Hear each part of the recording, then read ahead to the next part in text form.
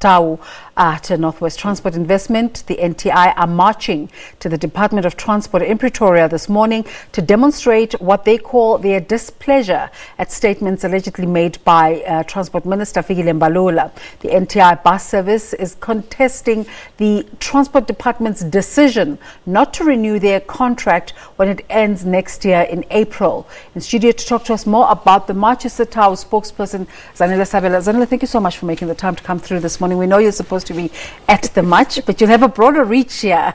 Thank you very much for the opportunity. Give us the background. What is the situation? What prompted this whole conversation? Okay, so last month, Minister of Transport Fikile Mbalula actually went to see the community that this bus company services. They have buses in Mabopane, Hammanskraal and Atteridgeville. So he went to see them. They had complaints, legitimate complaints, I will admit. But instead of saying to them, you know what, I will look into this and come back to you, he immediately said he will not be renewing the contract next year when it comes to an end in April. What that means is 1,800 people that work for that company are all of a sudden jobless, just like that, just from his statement. The workers are not happy. They're not happy, and you can understand why they're not happy. And so this is why we are now going to the department too much to show their displeasure. We have tried to engage the minister, also with the Northwest government, which owns this particular company, and thus far we haven't had any luck, so this is why we're now taking the step too much. We're talking today about the labor concerns, but what's the other side of the coin?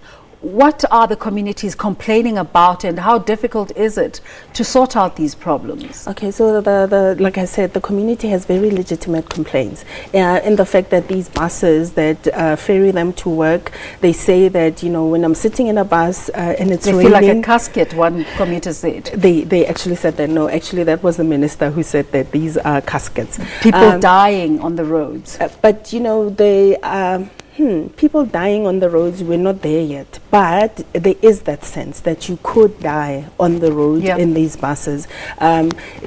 You get rained on while sitting in the bus. There's a problem with, there was a time when they actually had to, each of the conductors who had monthly tickets had to give in an extra 10 rands so the driver could stop and fill to get petrol, to get diesel for the buses, which is ridiculous, I will admit to that. But then what has happened, what led us to this, what caused this, is the fact that this company hasn't been recapitalized for a very long time. This contract that the minister takes about taking away from a state-owned company to give to private business, they haven't been recapitalized since the 1990s. And so what they keep doing is they renew the contract every year. It is not fit for purpose, not market related, and the company is not just NTI. The companies that are on these contracts find themselves that their profitability is suffocating under these contracts. So this is, even though at a smaller scale, the same problem that SOEs are experiencing at the moment? You could say that. Definitely. There is currently, he needs to be appointing a board that will turn around the situation. There has been corruption and maladministration at NTI, like all the other state-owned companies, you would say. But then rather than taking the work from a state-owned company and giving it to private business, he needs to be fixing a state-owned company, because that's the one that's going to provide the jobs, because that's what state-owned companies are supposed to do. They're supposed to provide jobs and skills. What is so special about NTI? How different is it from other transport providers who are not necessarily public? A very good question, because you will find that the ones that are there, that are providing the same kind of service, they might be private, but then they do depend on that subsidy from the government. Okay. We had a problem last year with PADCO saying that they wouldn't, the negotiated wage increase that we agreed upon, they wouldn't be able to pay it because they said the subsidy that they get from government is just not fit for purpose, like I said, for NTI. So unions are supposed to fight for workers' rights, and this is what you do. You have your constituency. Are you having a conversation at all about the affordability of this kind of operation, and are you open to having discussions about doing it differently, or is the minister, has he just shut that door? Well, we've tried. There's been 3 meetings that have been arranged with the minister, but then they have been cancelled at the last minute.